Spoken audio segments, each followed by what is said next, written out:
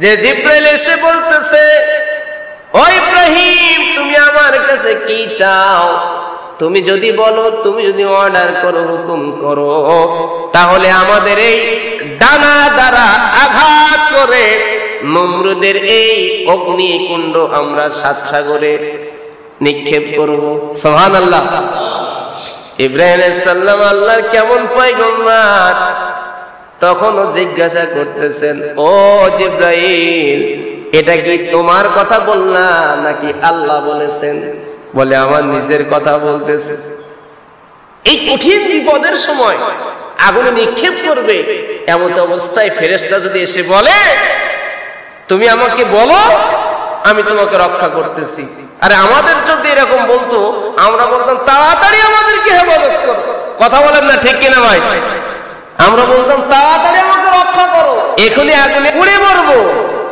কিন্তু ইব্রাহিম খলিলুল্লাহ, কেমন আল্লাহর পয়গম্বর, বলতেছে না, ও জিব্রাইল আল্লাহ তোমাকে যেটা হুকুম করেছে তুমি সেটাই পালন করো, তোমার কাছ থেকে আমি কেন সাহায্য চাইলো?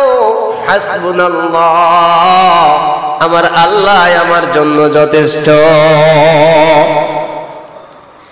এবার